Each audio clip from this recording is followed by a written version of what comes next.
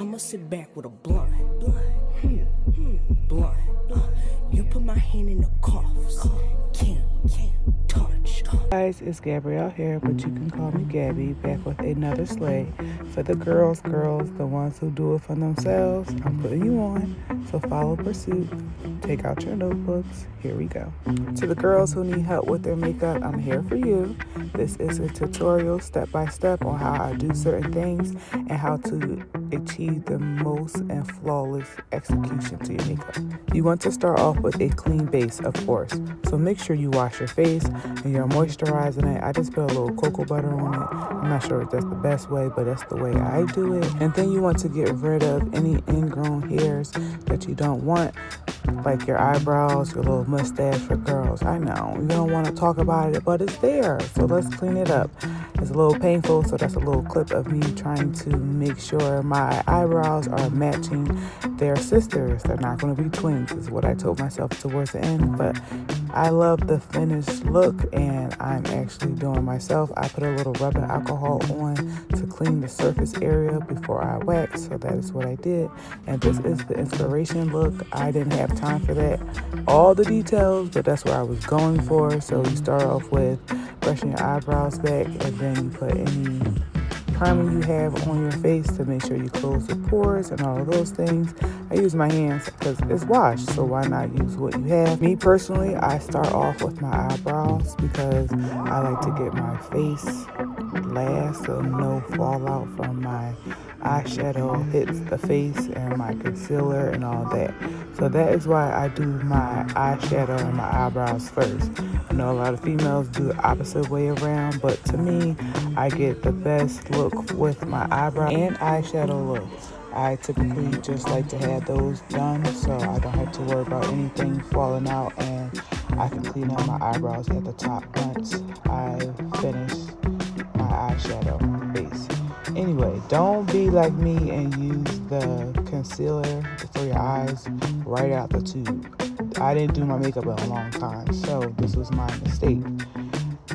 Use a brush, okay? Use a brush and put a little bit on the brush and then pat it on your eyes. I clearly used too much, and it was enough for both eyes and a little extra to wipe it off. So I like to pat it in. I don't smear it, and then I use a tone that's a little lighter to go under my eyes under my eyebrows, because I don't want it to be so bright and white. I do like a little highlighter under my eyebrows, so that is why I go a little lighter, but not white, okay? Because that's not my skin color. But once you pat everything in, I got this new palette from Juvia's Place. I love it. It's so pigmented. I would suggest putting a little tape down, but didn't do that. Again, this is my first time doing makeup in a while. My sister just bought this mirror for me, so I was just, in the mirror. I was like, let me just do a makeup look. But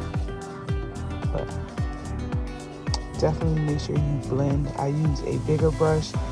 The bigger brush helps you blend out and fluffier, and then you use a smaller brush if you want a deeper look.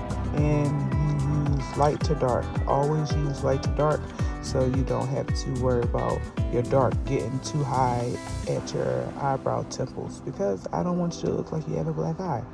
And remind yourself to look in the mirror a few times. That's what I'm doing, looking in the mirror to make sure it's balanced on both sides.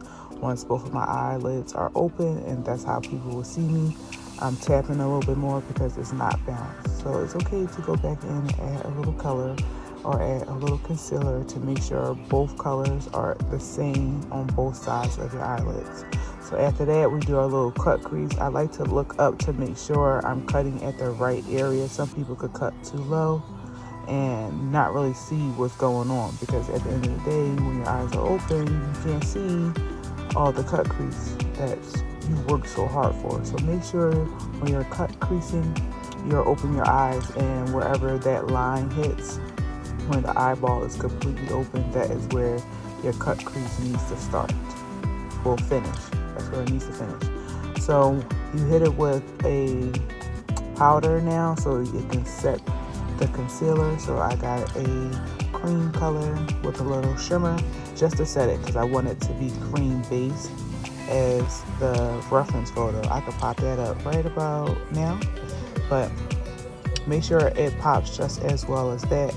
And then you hit it with a little blackie outline. This also helps me when I put my eyelashes on. The black line helps for folks that struggle putting eyelashes on. You put a little black line, so if you mess up the gap between your eyelids and the lashes, the black line helps you. The next step is brightening up the inner tear ducts of your eyes. So I put a little concealer there first, and then I added the blue, because if not, the blue would not pick up and stay as long as it would if it had the primer underneath. So make sure you are hitting a little primer first so the color can last and stay. I made sure the blues and browns connected, okay? So don't just leave a gap there. Make sure they're connected, and you can use a lighter brown. And then I hit underneath my waterline with white, or I use some blue eyeshadow because I don't have a blue waterline pencil, so I had to work with what I have. And then I used some black eyeliner to achieve the next step, which was brightening up my eyelashes. Because I can't find my mascara, so use what you have, ladies, okay? You're still going to look good. That's all that matters. You looking good, so use what you have. I use my foundation just to do everywhere but my T-zone with a dry beauty blender. Sometimes I use the wet, but today I use it dry. And then I set my whole face with the e.l.f. Don't be afraid to use the setting spray throughout your makeup routine. You want the makeup to last without moving. Anywho, moving along, I like to work in my T-zone area from medium to bright. So Maybelline 40, and then I'll push it to like a 30 or 31 just to make sure everything is smooth and bright. Just under my eyes needs to be a little brighter. That's where the 35 come into play. Using the same beauty blender as the foundation just to make sure everything is blended in flawlessly. Again, this is a brighter concealer right there just to give my eyes a brighter feel. Again, you want to make sure you're using the setting spray throughout the application of the makeup so it lasts the entire time you're out. Your next step is blending out your two concealers. What you do on one side, you have to do on the other, and you want to make sure they're matching. Set all your wet foundation with a dry powder. Then you can move along to your bronzer. I'm telling you, these palettes are so pigmented. Juvia's Place, a little goes a long way, and I like that they have two different tones. One can be summer, one can be winter, and the same goes for the blushes. A little goes a long way. I love them so much, I even brought some of the darker palettes. I believe this is the brightest one.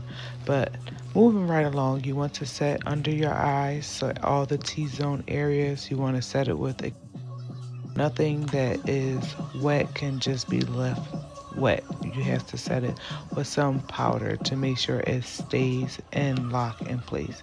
And then I like to contour my nose with a dense brush, not a fluffy, but a dense brush, the first few strokes, and look straight in the mirror so you can make sure both lines are even, and then go in with a fluffy brush to soften everything up. Again, Juvia's Place with all and everything you need. Hit it with the highlighter on your cheekbones, and I hit it with the nose, and then I go in with a brown pencil just to do an outline of the lips that I was blessed with. And then I put my lip gloss on, and then hit Juvia's Place up one more time for lipstick because they are very pigmented and a little goes a long way. But this is the final look. What color should I do next?